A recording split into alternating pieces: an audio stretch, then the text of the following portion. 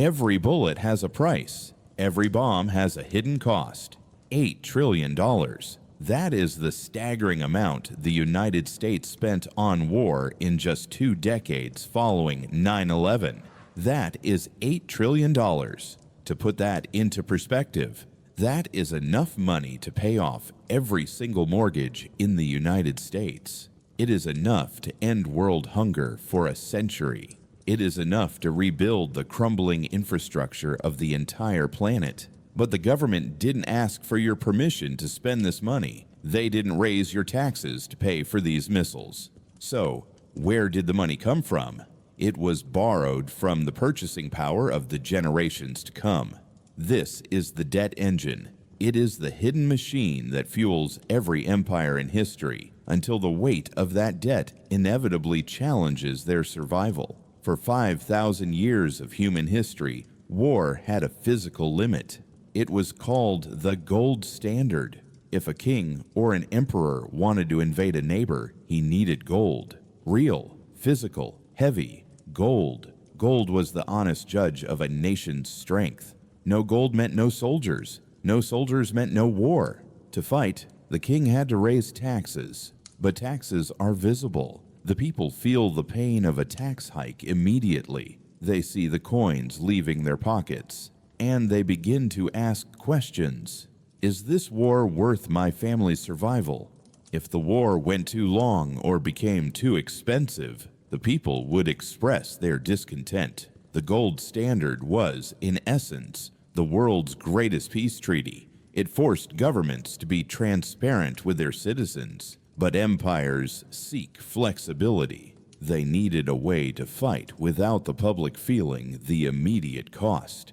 2,000 years ago, ancient Rome hit this exact same wall. The empire was too massive, and its borders were too bloody. The treasury in Rome was empty, but the war machine demanded more. So, Emperor Nero discovered a financial strategy. He ordered the silver coins, the denarius, to be brought back to the treasury. He melted them down and mixed in cheap metals like copper and tin.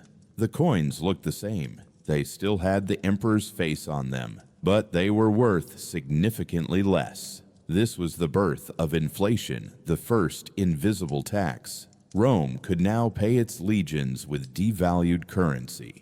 They bought themselves a few more years of conflict, but they did it at the cost of the entire civilization. When the money lost its value, the empire's stability followed soon after. Before the modern banking system, America faced its own moment of truth during the Civil War. In 1861, the North was running out of gold. To fund the most intense conflict in American history, Abraham Lincoln authorized the greenback, the first paper currency not immediately redeemable in gold. This was a major shift. For the first time, a nation was fighting using credit and trust instead of hard assets. The cost was immense. By the end of the war, the national debt had skyrocketed from $65 million to over $2.7 billion.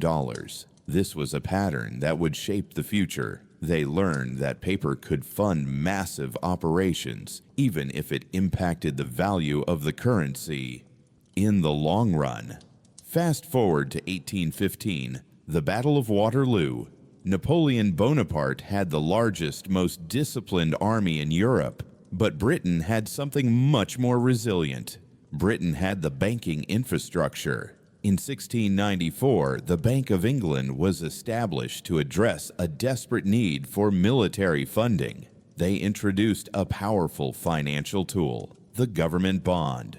By utilizing the future economic output of the British people as a guarantee, they could borrow billions today. They turned national defense into a long-term financial obligation. For the financial institutions, stability was low profit, but conflict was high interest. Britain didn't defeat Napoleon just with superior tactics. They defeated him with a superior line of credit that Napoleon simply couldn't sustain. But the system was truly transformed in 1913. November 1910. a highly confidential gathering of the world's most influential banking figures occurred. Representatives from the most powerful financial houses traveled in total secrecy to Jekyll Island. Their goal? To reorganize the nation's financial structure. Their plan was the Federal Reserve. The Federal Reserve is a unique entity given the monopoly to manage the nation's money supply. It was structured to provide the liquidity needed for World War I without the public immediately feeling the full weight of the cost. World War I cost the United States over $32 billion. In 1913, that was an impossible sum. But with this new system, the government didn't need to rely solely on taxes. They issued debt. The system provided the liquidity. The government spent it on defense. And the resulting inflation became a subtle burden for the citizens to carry. As the 20th century progressed, the debt engine required a more global reach. After World War II, America found a new way to maintain its position. They established the petrodollar system. In the 1970s, an agreement was reached with Saudi Arabia. All oil sales across the globe would be conducted exclusively in U.S. dollars. In exchange, the U.S. would provide security and advanced military hardware. This meant every nation on Earth, whether at peace or at war, had to hold massive amounts of dollars to buy energy. This gave the U.S. an unprecedented financial advantage. They could print dollars to fund their strategic goals, and because the world needed those dollars for energy, the inflationary pressure was distributed globally. This is why the U.S. can sustain operations that would bankrupt any other nation. It is a system designed to keep the dollar as the world's mandatory currency. But what happens when the money isn't enough? The government turns to other internal structures. For decades, the Social Security Trust Fund has been utilized to manage overall government spending. It is a deeply unstable financial structure that relies on perpetual growth and borrowing to survive. It creates a situation where the commitments of today are managed with the resources intended for the future. By 1944, the Bretton Woods Agreement made the U.S. dollar the anchor of the world. But there was still a catch. The dollar was still tied to gold at $35 per ounce. Then came the Vietnam War, a conflict that lasted too long and cost over $168 billion. America simply did not have the gold to back its massive spending. The world noticed. Nations started demanding their physical gold in exchange for their paper dollars. On August 15, 1971, Richard Nixon changed the global economy. He officially ended the dollar's convertibility into gold.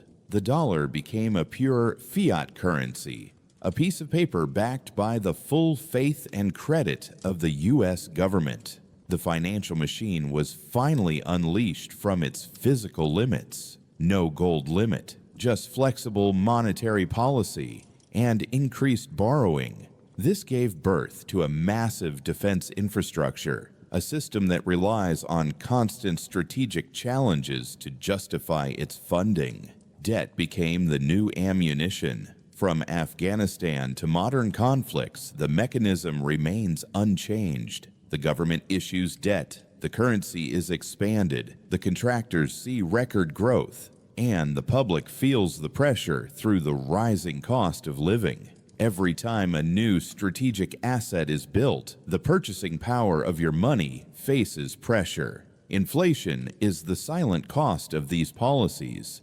It is the information often overlooked in mainstream narratives, yet it is the one that impacts you the most. Let's look at the numbers today. They are beyond traditional comprehension. The U.S. national debt is increasing by $1 trillion approximately every 100 days. That is $10 billion added to the burden every single day. This is a mathematical challenge for any civilization. We are now spending more on interest payments than we do on many other critical national priorities. The interest alone is now a major hurdle, and it is a challenge that grows every second. The debt engine has become a complex financial web. It creates a world where peace requires a major restructuring of the financial system. The snake is facing a moment of truth. History provides a clear warning.